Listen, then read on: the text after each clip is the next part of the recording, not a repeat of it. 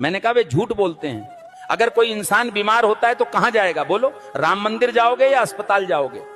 कहते हैं गाय का गोबर खाने से कैंसर ठीक होता है, तो बताओ भक्तों, इलाज के लिए विदेश क्यों जाते हो? समझो जरा। ये सब हम लोगों को भगवान के नाम पर गुमराह कर रखा है। और जब यही लोग कहते हैं धन दौलत त्याग कर भगवान की शरण में आ जाओ, और खुद कहीं पर भागवत कहने जाते हैं, लाखों रुपये लेते हैं। ये मायाजाल ही तो है। भगवान की शरण में जाने का मतलब यह थोड़ी है कि अपने शरीर का ध्यान छोड़ दो। जो शरीर भगवान ने दिया है उसकी सेवा भी तो ईश्वर सेवा है। जब बुखार आता है तब राम की जगह दवा ढूंढते हो। जब जीवन भर की परेशानी हो तब बाबा का झूठा गोबर इलाज क्यों बन जाता है? गाय पूज्य है, इसमें कोई दो राय नहीं, पर यह कहना कि गोबर खाने से कैंसर ठीक हो जाएगा, यह विज्ञान नहीं, धोखा है। जो कथावाचक कहते हैं धन दौलत छोड़ दो, भगवान की शरण में आ जाओ, वो खुद लाखों के हवाई सफर करते हैं, एसी पंडाल में रुकते हैं और पाटीदारों से लिफाफा लेते हैं। तो त्याग हमें क्यों सिखाते हो? तपस्या की राह हमें क्यों दिखाते हो, जब खुद तुमने उसका कोई अनुसरण नहीं किया? भगवान के नाम पर डर बेचकर जो अपने महल खड़े करते हैं वो संत नहीं, व्यापारी हैं। सच्ची भक्ति वो है जो आंखें खोलती है, ना कि आंखें बंद करवाती है।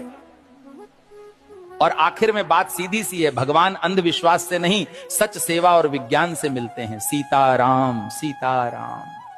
भविष्य मालिका कहती है जब पाप बढ़ेगा तो समय न्याय करेगा और धर्म की असली परीक्षा शुरू होगी। 2032 से सत्य युग का आरंभ होगा, लेकिन उससे पहले पूरी धरती हिलेगी। प्यारे भक्तों, 2 सूरज दिखेंगे आकाश में, पर उनमें से एक सूरज नहीं, विनाश का दूत होगा। बंगाल की खाड़ी में गिरेगा अग्निपिंड और समंदर उठकर धरती को लील जाएगा। 7 रात तक सूरज नहीं उगेगा, चांद नहीं दिखेगा, बस अंधकार होगा और भय, जिसे तुम प्राकृतिक आपदा कहोगे। तीसरा विश्व युद्ध दस्तक दे चुका है। शब्द नहीं, अब शस्त्र बोलेंगे। भारत पर हमला होगा, परंतु धर्म की धरती कभी झुकेगी नहीं, क्योंकि भगवान कल्कि का अवतार होगा। जो शरण में आएगा बच जाएगा, जो अभिमान में रहेगा मिट जाएगा। प्यारे भक्तों, भविष्य मालिका चेतावनी नहीं, ये वक्त की आवाज है। जो सुन लेगा वही कल को देख पाएगा। धर्म अब उपदेश से नहीं बचेगा, धर्म बचेगा तो तुम्हारे कर्म और श्रद्धा से। जो अब भी सो रहे हैं, समय उन्हें जगाएगा नहीं, बल्कि बहा देगा इतिहास की धूल में।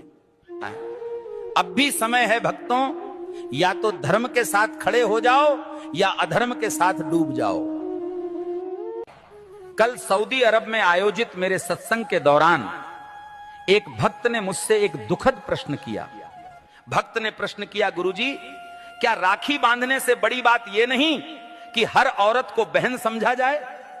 अरे मूर्खों, राखी के धागे पर इज्जत की एक्टिंग करते हो और बाकी दिन उसी इज्जत को आंखों से नोचते हो। राखी का धागा इज्जत का प्रतीक है, पर नजरें ही इज्जत न दें तो वो धागा क्या करेगा? जो आज बहन कह रहे हैं, कल उसी जैसी स्त्री को घूरते हैं। यही विडंबना है। जिस दिन पुरुष की नजर नारी को सच में बहन समझने लगेगी, उस दिन हर बेटी, बहन, हर स्त्री सुरक्षित अनुभव करेगी। भाई कहे जाने से कोई बड़ा नहीं बनता, उसके विचारों और दृष्टिकोण में सम्मान हो, यही सच्ची मर्दानगी है। राखी की रस्म निभाना सरल है, पर नीयत की सफाई असली परीक्षा है। हे प्रभु, जो स्त्री को देखकर गंदे ख्याल लाता है वो कभी भाई नहीं बन सकता।